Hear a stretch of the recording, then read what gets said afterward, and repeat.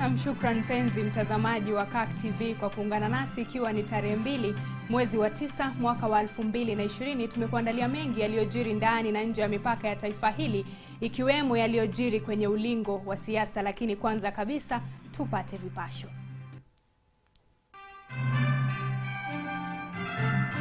Na hiyo ndio msimamo wetu, kwa sababu pesa za umma ni pesa za wananchi. Naibu wa Rais William Ruto awaonya watumishi wa umma dhidi ya utumizi mbaya wa fedha za umma. Incompetent human being alive. Kunani Bomet, je, timiapo mwaka 2022 ni Ruto au Moi? If you go over budget, the only people who approve budgets is the board. Sina lolote la kuficha, asema waziri wa afya Mutahi Kagwe kuhusiana na sakata ya KEMSA.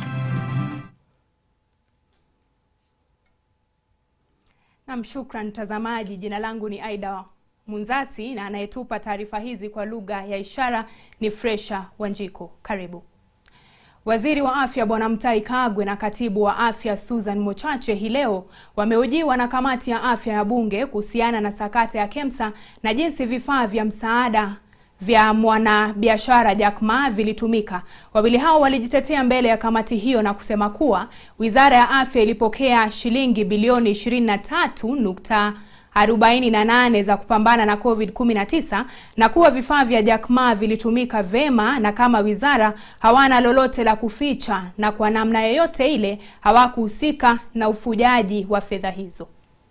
A budget must be brought from every saga. Once the budget has been approved, it is taken to the Treasury.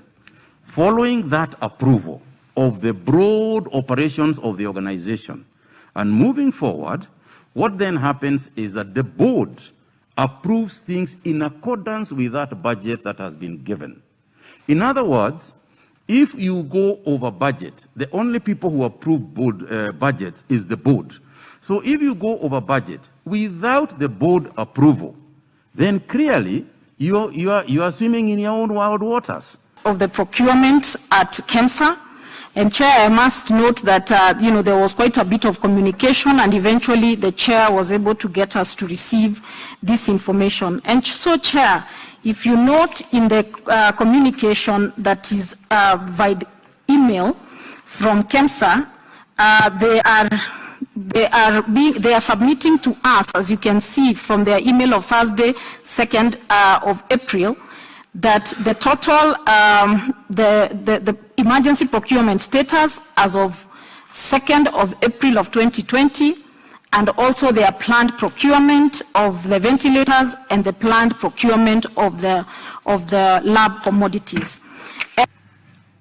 Madam Chair, in response to the query on how and when the Minister of Transport handed over the shipment to the Minister of Health, the donations arrived at Jomo Kenyatta International Airport on various dates, as indicated in the table which we provided, which has been provided to this response and which we provided to members. Upon arrival at Jomo Kenyatta International Airport, the licensed ground handler, Kenya Airways, moved the cargo from the aircraft to their bonded warehouse, after which the clearing process was undertaken by the government clearing agency prior to the release of the goods to the consignees indicated in the table below. The consignee verified that the details and the quantities of the goods received were consistent with the details in the airway bills. The table also contains details of the airway bill numbers, the description of the goods received, and the flight particulars. Na mtazamaji, kumbuka tunakupa fursa ya kuzifuatilia taarifa hizi moja kwa moja kupitia mitandao yetu ya kijamii Facebook na YouTube @Kirk TV Kenya. Tukisonga mbele ni kwamba naibu wa Rais William Ruto amewaonya wafanyikazi wote wa umma dhidi ya matumizi mabaya ya fedha, huku akisema kwamba ufisadi pamoja na ubadhirifu wa fedha za umma si swala la kujitetea, na yeyote atakayepatikana na makosa atachukuliwa hatua kali za kisheria. Ruto aliyasema haya hii leo huko Mwatate, kaunti ya Taita Taveta, alipokutana na viongozi wa kidini na kisiasa. Maelezo zaidi na Faith Kaulu. Mambo ya uwajibikaji kwa pesa zote za umma ya Kenya sio tafadhali, ni lazima. Ni matamshi yake naibu wa rais Daktari William Ruto leo hii alipozuru kaunti ya Taita Taveta alipokwenda kukutana na viongozi wa kidini pamoja na wa kisiasa. Daktari William Ruto ametangaza msimamo kwa kusema kuwa yeyote atakayekabiliwa na mashtaka ya matumizi mabaya ya fedha za umma basi njia ni moja tu, kusakata ngoma ya sheria. Mbali na kuwa wa kiwango kipi, all of us must be held to account. Katika serikali ya county, katika serikali ya kitaifa, haya mambo yote matters. Accountability is not a matter to be negotiated in any forum. Walioambatana na naibu wa rais leo hii akiwemo mbunge wa Kikuyu Kimani Ichung'wah walikashifu vikali madai ya ubadhirifu wa fedha za COVID-19. Tukaambiwa to keep social distance, tuoshe mkono na tukae nyumbani. Tukaosha mkono, tukaacha kutembeleana na tukakaa nyumbani. Kumbe tuliwaacha kwa maofisi wakapora pesa zote za corona. Tu wapende wasipende, watutishe wasitutishe, watuogofye wasituogofwe, sisi tutaendelea kusema yale ambayo tulisema kutoka mwanzoni. Bila kuachwa nyuma, mwakilishi wa kina mama Taita Taveta Lydia Haika ameiomba serikali kuweka wazi wote waliohusika kwenye kashfa hiyo na matumizi ya fedha zilizotengwa ili kukabiliana na janga la corona nchini kuwajibikiwa. Sasa tunasikia ndani ya janga wamefanya majanga. Tunasikia pesa za corona hazipo tena. Je, yule aliyeitwa mwizi yuko kando? Waizi ni kina nani tena?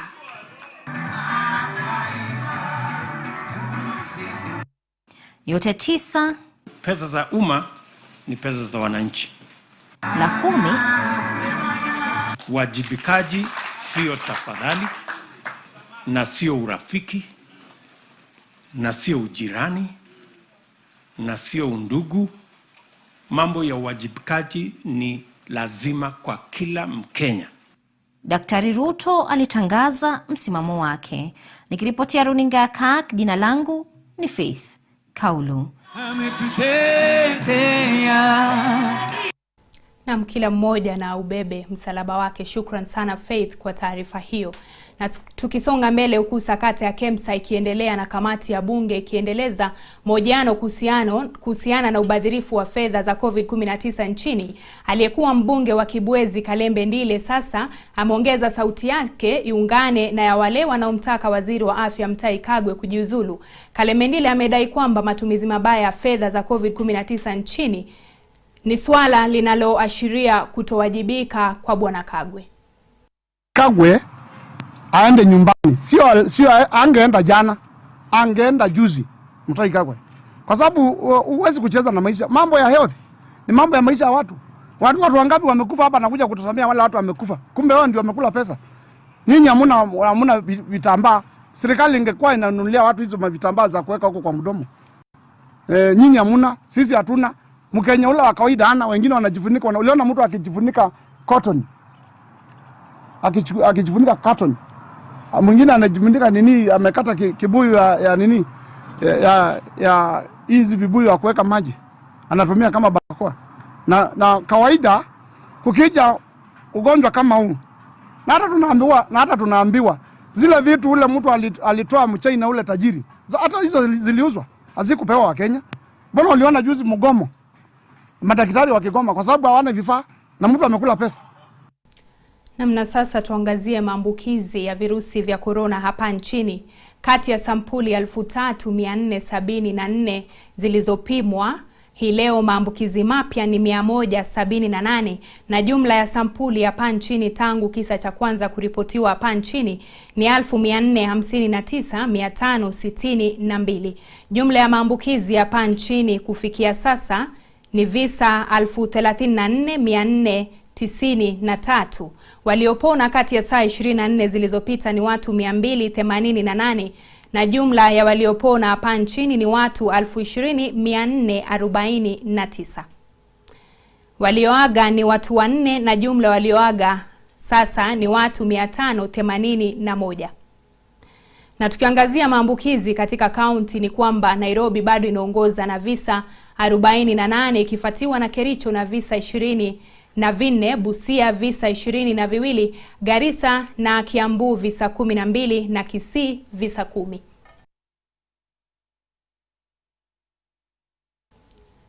Na kamati ya Seneti iliyoteuliwa kushughulikia masuala ya ugonjwa wa COVID-19 nchini imemlaumu kiranja wa wengi katika bunge la Seneti Irungu Kang'ata na kiongozi wa wengi katika jumba hilo Samuel Pogisho kwa kukosa kuzingatia maslahi ya Wakenya.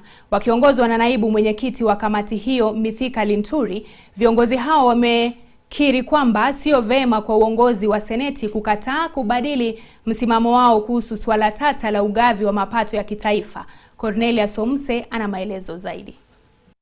Ni aibu na the height of responsibility ya mtu kama wewe umepewa nafasi ya kuongeza bunge, lakini ukitoka kule nje yale matamshi unayoyatoa na marafiki wako ni matamshi ambayo hayaunganishi taifa. Ni matamshi ya kuweza kuwatenganisha bunge, matamshi ya kuweza kutenganisha Kenya. Na nataka kusema ni kwamba haya maneno hayafai. Wakati huu hakuna Mkenya yeyote yako hapa kwa mwaliko wa mtu mwingine. Sisi wote tuko na haki ya kuwa Kenya. Sisi ni viongozi ambao tuko na haki ya kutumia akili zetu. Maseneta wako Mombasa katika shughuli ya kutathmini jinsi idara mbalimbali za serikali zimetumia fedha zilizotengwa kwa minajili ya kupambana na janga la COVID-19 kutoka katika serikali ya kitaifa. Seneta Bishiro Alake amesema huku viongozi wakiendelea kuzozana, ni jambo la kusikitisha kuona wakazi wa Mombasa wakivuka feri hadi Likoni kila siku ili kupokea chakula cha msaada kutoka kwa muhisani. Tumekutana na watu wa Old Town na yale human rights violations katika lockdown, zile extrajudicial killing ambayo imeendelea katika under the guise of hii mambo ya COVID. Kama committee tutaangazia na tutaenda tufafanue kabisa ni kwa nini watu wa Mombasa, hata watu wa Isili wamekuwa lockdown, na katika hayo lockdown wakawa human rights violations ikafanyika, na tumeona ya kwamba sasa tumekuja ground, tumeelewa vizuri. Wakati huo, seneta wa kaunti ya Mombasa Mohamed Faki amesema hakuna haja ya kuendeleza mzozo kuhusiana na ugavi wa mapato ya kitaifa. Aidha, kamati hiyo ilielezea kuridhika kwake na utaratibu wa kuzuia msambao wa maradhi ya COVID-19 katika feri ya Mombasa. Cornelia Somuse, Mwale wa Kirk. Na viongozi wa KANU wakiwemo wawakilishi wadi na viongozi wa vijana wamewasuta vikali wanaomuunga naibu wa rais mkono na kulipaka jina la kiongozi wa KANU Gideon Moi tope. Wakizungumza mapema hii leo wakiongozwa na mwakilishi wadi Ernest Kibet, wamesema kuwa itimiapo uchaguzi mkuu ujao wako tayari na watamuunga mkono Gideon Moi. Haya kijiri, viongozi hao wamemtaka gavana wa Bomet Hilary Barchok kuwajibika haswa kisiasa na kimaendeleo na kutangaza msimamo wake kati ya Moi na Ruto. Mimi nataka kumwambia William Ruto, wewe ujue kwamba hii bedroom ni ya Gideon Moi. Na wewe wacha kuchokoza. Ulienda pale Central ukajaribu kuleta siasa ya kufanya rais aonekane kama afanye kazi. Rais akatoa makucha, tayari tumeona ile mahali amekuweka. Na sisi hapa tukiwa watoto ya Baringo na tukiwa hapa ndani ya nyumba, tutakustaki kwa baba yetu, kwa sababu hii ni bedroom ya Gideon na wewe tayari umeanza kuingia kwa bedroom, na sisi tunataka kusema ondoka kwa bedroom ya baba yetu. Afanye biashara na jina ya Ruto, lakini si kutusi Gideon ndio upate umaarufu. Hata Gideon ni mtoto ya mtu na ni mtoto wetu Baringo, na tunasema ni mtoto wetu. On the issue of the governor, our governor is the most incompetent human being alive. A man who cannot even account 200 million that we passed in the assembly. Yes. A man who has nothing to show in his 3 years of tenure. This governor of ours has the audacity to stand and say that Baringo is Jubilee zone. How? The same governor who sleeps in Kabarak at night and wakes up in Jubilee during the day. Shame on him. Na mtazamaji, ndio yanayojiri katika ulingo wa siasa. Tunakwenda mapumziko mafupi. Tumekuandalia mengi baada ya muda usiokuwa mrefu. Usiende mbali. Kauli ya siku na Kirk TV. Ukeketaji na ndoa ya watoto imeisha katika community ya jamii ya wafugaji. Ningependa kuhimiza wazazi kwamba mtoto msichana pia ako na haki kama mtoto mvulana. Tuwape nafasi wakue wakubwa, waweze kuchagua kenye wanataka, na tusiwalazimishe ndoa za mapema na pia kuwakeketa. Kauli ya siku na Kirk TV.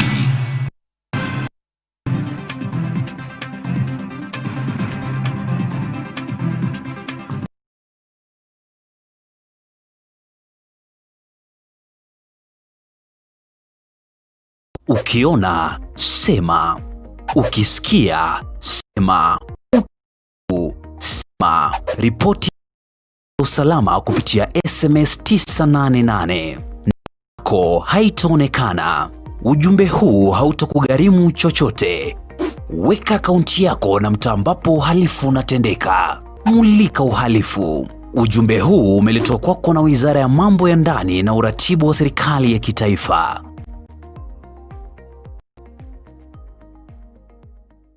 Jeremiah 33 verse 3 says, "Call to me and I will answer you and will tell you great and hidden things that you have not known." Join Reverend Elizabeth Kimani and Reverend Henry Kaira here on Kirk TV as through the program Call Unto Me every Wednesday from 8 p.m. You can send your prayer request through the number 0111 220044 and let our reverends pray with you.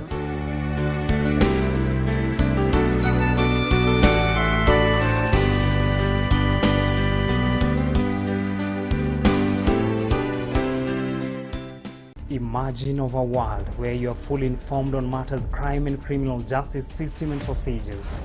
Realizing a crime-free society is possible, but first, creating capacity to combat crime is key. Every minute, crimes are committed worldwide, causing immense losses. Professional Criminologists Association of Kenya and Kirk TV takes the lead in building a crime-free society through credible information. It is you and I to make this happen. As PSAC Youth and Voice, we are ready to make this happen with your support. With a team of experts in criminal justice system and investigative journalists, Crime Must Fall Show is now bigger and better. Besides talk shows, well-detailed investigative features on crime matters is our focus for the society. Only on Kirk TV. PCAK, Crime Must Fall.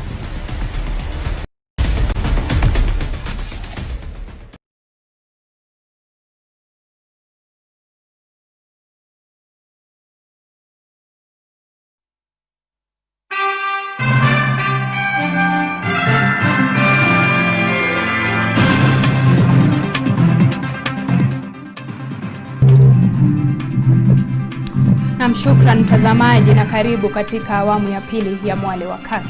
Mamia wanawake kutoka eneo la Limanete, eneo bunge la Narok Kaskazini, hii leo wameandamana ili kushurutisha polisi kuachilia huru vijana 7 waliotiwa mbaroni baada ya kumpiga na kumjeruhi mgema sugu kutoka eneo hilo. Wanawake hao waliandamana kutoka manyumbani mwao hadi kituo cha polisi cha Narok kilichoko kilomita 20 ili kuelezea kutoridhika kwao na hatua ya polisi na hatua hiyo ya maafisa hao wa polisi. Hata hivyo, mkuu wa polisi katika eneo la Narok Kaskazini, Freddy Kibenei, amewasihi wananchi kutojichukulia sheria mkononi mwao kwa sababu ni kinyume cha sheria. Kama wazee wanauza ng'ombe, wanaenda kubaki huko. Tulipoanza kufuatilia pombe, tulishika pombe na muuzaji, tukaita polisi wakaja wakachukua pombe. Hao watoto wenye walikuwa wamefuruga hii pombe ndio walikuja wakafuata huyo mama, wakaja jana, wakakuja wakafungua mama mwenye alikuwa anauza pombe, wakafunga watoto. Sasa maandamano yetu tulianza leo, tulikuja kulia juu ya watoto wetu walifungwa. Watoto ni watoto 7. Tunataka pombe imalizwe kabisa. Sisi tumeisha tukiwa wamama. Hawa vijana walifanya makosa kupika huyo mama mpaka wakamvunja kidole na hapa. na akapewa B3 aende hospitali. Tuko pamoja? Na kwa sababu alikosea kuuza pombe, yeye ana hatia ambaye anachukuliwa kisheria, na ana haki ya kupewa bond, cash bail, na hiyo ndiye alipewa akawaachiliwa. Vijana si walikuja kuandika statement? Wakiandika statement wanasema tulipiga Ukipiga mtu mjeruhi, sheria ni wewe ama ni sheria ni serikali? Walivunja sheria. Hiyo ndio makosa ilifanya wakawekwa ndani. Na wataenda kushtakiwa na hiyo makosa ya kupika mtu. Na mtazamaji, wenyeji wa Nyali, kaunti ya Mombasa, wameelezea kusikitisha kwao na hatua ya serikali kusitisha mradi wa ujenzi wa msikiti eneo hilo. Wenyeji hao wakiongozwa na viongozi wa dini ya Kiislamu wamekashifu serikali, kwani wanasema kuwa ujenzi wa msikiti huo utatatua masuala mbalimbali kama vile usalama na utumiaji wa mihadarati miongoni mwa vijana. Wenyeji wa wadi ya Kadzandani huko Nyali, kaunti ya Mombasa, wanaishtumu serikali kwa kusitisha mradi wa ujenzi wa msikiti, madrasa na shule ya chekechea ambayo inafadhiliwa na misani mmoja kutoka Uturuki. Francis Kombenzai ni mwakilishi wadi eneo hilo na anasema kwamba mradi huo ni halali, kwani uliidhinishwa na afisi ya gavana wa Mombasa, na anaonyoshea mkono wa lawama maafisa wa polisi wa kituo cha Matamba. Tukakubaliana kwamba kiwanja hichi kijengwe, kikatwe katikati ili msikiti na ofisi ya DO zipatikane.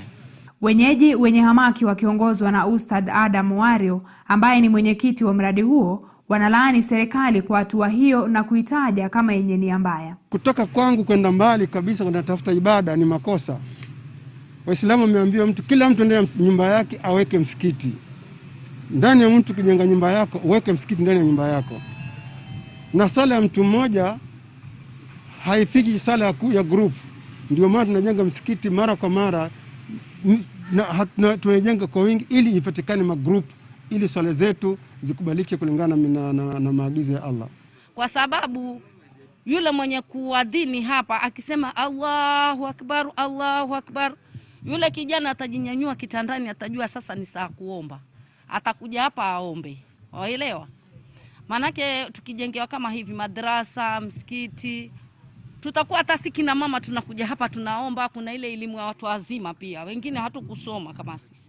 Wenyeji hao wametaja umuhimu wa ujenzi wa msikiti huo haswa katika ukuaji wa imani na kukabili masuala ya usalama na utumiaji wa mihadarati miongoni mwa vijana. Namna tukisonga mbele, naibu inspekta jenerali wa polisi Edward Mbogwa ameahidi kuwa atahakikisha kwamba ujenzi wa makao ya polisi katika kaunti ndogo ya Kegumo umekamilika mwishoni mwa mwezi Oktoba. Ujenzi huo umechukua zaidi ya miaka mitatu baada ya ukosefu wa fedha kutoka kwa serikali kuu na kuwalazimu maafisa wa polisi kuishi maeneo duni. Mengineyo naye Faith Kaulu. Edward Mbugwa, naibu inspekta jenerali wa polisi, amewaomba wafadhili kuingilia kati na kusaidia ujenzi wa nyumba za polisi eneo la Kigumo, kaunti ya Murang'a. Mheshimiwa anapenda hii polisi kwa sababu every time she has been calling me asking me what is happening with the houses which were being built at Kigumo. Akizungumza alipozuru makao makuu ya polisi kaunti ndogo ya Kigumo, naibu inspekta jenerali wa polisi ameahidi kukamilisha ujenzi wa makao ya polisi ili kuhakikisha kwamba maafisa wa polisi eneo hilo wanaishi mahali bora. And I decided to come here. I told her I'll come here and find out exactly where the project stood, what we can be able to do to complete the project. Edward aliambatana naye mbunge wa Kigumo Ruth Wangari aliahidi kwamba makao hayo ambayo yamechukua zaidi ya miaka mitatu kukamilika yatakuwa tayari kumilikiwa mwishoni mwa mwezi Oktoba. So just like we do schools, just like we do roads, we must put the needs of our security personnel top on the agenda of our priorities, and that's what we are going to do. And we've given ourselves only 2 months to finish those houses. Kituo cha polisi cha Kigumo ni mojawapo ujenzi utakaopata sura mpya baada ya makao hayo ya polisi kukamilika. Nikiripotia runinga ya Kirk, jina langu ni Faith Kaulu. Na kimataifa ni kwamba kesi ya aliyekuwa rais wa Sudan Omar al-Bashir kufuatia mapinduzi ya mwaka wa 1989 iliyomsaidia kuchukua madaraka imeahirishwa kutoka leo hadi tarehe 15 Septemba mwaka huu. Kiongozi huyo wa zamani wa Sudan anakabiliwa na mashtaka zaidi ya kumiliki fedha za kigeni, ufisadi na kutumia madaraka vibaya. Ikiwa al-Bashir atapatikana na hatia, huenda akahukumiwa kifo.